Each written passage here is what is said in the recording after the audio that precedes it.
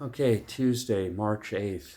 Um, I'm having a lot of mixed feelings about where this war is going. I mean, on one side, you see foreign soldiers are starting to arrive and, help out in Kiev. There was some open source,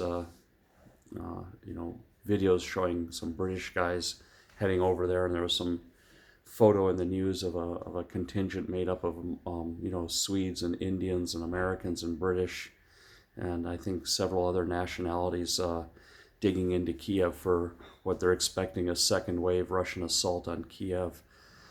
Uh, but then we also saw reports that Russia is trying to recruit ISIS to help them out. But I don't know how that's going to go. I mean, in general, people don't trust the Russians, and I don't think the Russians can pay as well as the Americans could, So I'm not sure how much of an effect or how much of a difference that would make. It would have to be some very large numbers. And then how would they supply them? And then, within the ranks, there might be language barriers and things like this. So I don't know how they could logistically do it. Plus, the cause is just wrong. I mean, I imagine within even the ranks of ISIS, they have some people in there who would question, like, why would they go overseas to fight another person's war and attack civilians? I mean, I could be wrong. I mean, it looks like we haven't seen as much from the Chechens as we thought we would. And there was like a video of a Chechen general saying it's not their war and everything like that as well. So Kazakhstan also backed down from helping the Russians too. So, but my big worry is like, where is the rest of the Russian Air Force? It's huge. They lost like 100 aircraft, 50 or 60 helicopters, 50 or 60 fighters, but there's many hundreds of more planes, and we haven't seen those in theater to the benefit of Ukraine. I mean, if those planes were providing air support like in mass, and doing it could be much worse. I mean, I'd hate to say it, but it could have been much worse. But I don't know if those planes are having maintenance issues or Russia's worried that China is going to come from the back, from the east. That's always been a concern about Russia, is that China could take the east. China and Russia are not as close as people think, and China is nobody's friend. That's for sure. So yeah, I don't know. It's like it's eerily quiet. This is like a lull uh, between the next barrage or something. I mean, Lviv in general, we've been unscathed. We've been okay. I don't know if that's by design or they just got sidetracked with all these other cities in the east and the south. And it looks like Odessa's digging in. I saw some pretty impressive pictures that Odessa is not a sitting duck, and apparently the Russians lost a ship at sea. So there is some naval capability in the Ukrainian military. I was a little bit worried about that. That could the Ukrainians take out a Russian ship? It looks like, from what I'm hearing, they did. So that might, put the brakes on an amphibious landing on Odessa. And as I said, my opinion is Odessa is even probably more important than Kiev because it's the gateway to global commerce. It's the port.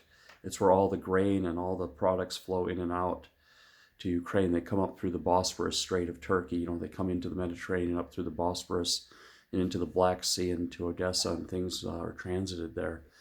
So it's quite a big prize. And as I said before, I don't know why it's not on the table that NATO take out Transnistria. I don't think there's any danger of a nuclear strike as long as we just keep our strikes strictly military and then just do denial, like, blow up some anti-aircraft batteries in Transnistria, blow up some surface-to-surface missile batteries there, and, take out radars and whatever they have there, their military infrastructure, just to make sure that they cannot assist the Russians. I think we could get away with that. I'm pretty sure we could get away with that. We would just get warned. But no, because the realities of this war are starting to set in. So what are the realities? It's like Russia already threatened to cut off the gas. We're still living on Russian gas. I think even here in Lviv, this gas is mostly coming from Russia. Maybe I'm mistaken, but all of Europe is, 40% of Europe depends on Russian gas. And if they cut that gas, it's already, we're seeing the electricity and gas prices going crazy in Europe. So it could it can really get bad, people's lives, daily lives, and standard of living, from an economic perspective, can get much worse. So I don't know if we're going to see this war ratchet up another level, where now Russia starts cutting supplies off.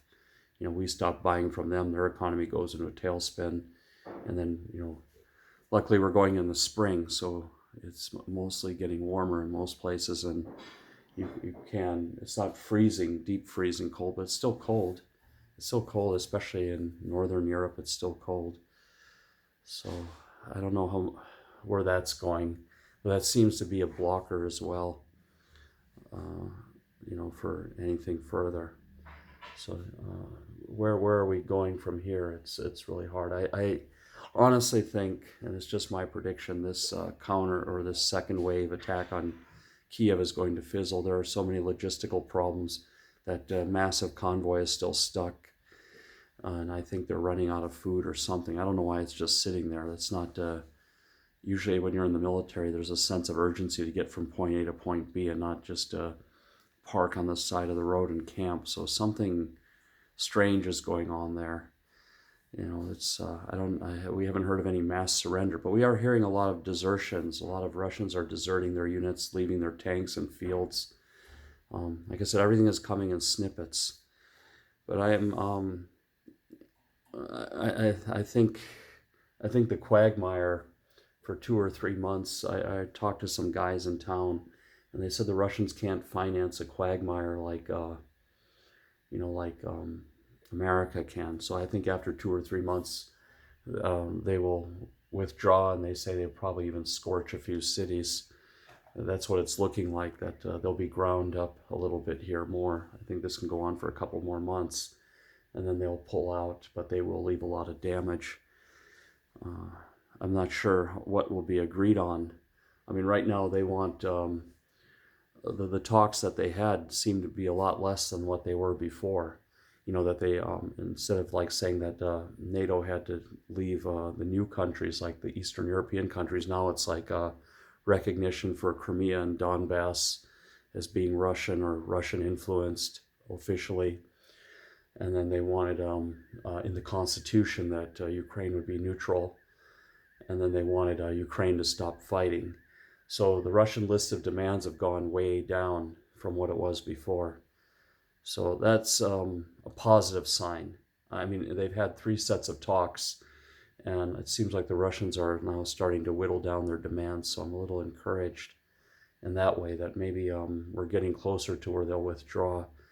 And it seems like if they withdraw, we'd go back to the 2014 situation where they're still in the disputed territories in Crimea. I don't think it would be a full giving everything back. I think that idea, I think Ukraine will have to, when this war is over, rearm itself and retool itself and take that back by force. That's the only way they're going to get those lands back. That's just my objective opinion here. Maybe you like it or don't like it, but I just don't see that happening. I think best case is we get back to 2014, unless there's some miracle, unless these foreign fighters or something can help mount a counter-offensive with the Ukrainian army and all these Ukrainians returning. But there's another problem. They have like 140,000 Ukrainians who want to fight, and there's not enough guns for them, so they're being told to go away. Everybody's wanting to join the Ukrainian army now, and there's not enough uniforms or guns.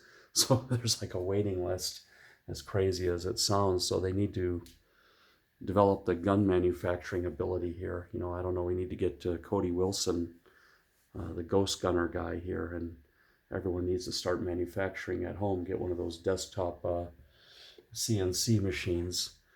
And I mean, Ukraine could resemble Switzerland in that way, that every male would have a rifle at home and be part of a home guard. It's a little bit scary here. I mean, I'm pretty pro Second Amendment, but here in Ukraine, there's a lot of people that don't have it all upstairs, and we could definitely have American style gun violence here. Day-to-day living, you know, if they do that. But maybe that's a poison pill they have to swallow. But it's not going to be an easy one. But it might be the way they stay free here. And they would definitely have to get an Air Force, and they definitely have to come up with some more clever. They have a shortage of pilots, so they definitely have to do more engineering on the drones. They'd have to make drones that can fire air-to-air missiles that can be piloted by video gamers or something. You know, so Ukraine would have to become like a premier country in drone technology. But those are just my thoughts. Anyway, have a nice day. I'm going to get some breakfast and then go to town. See you.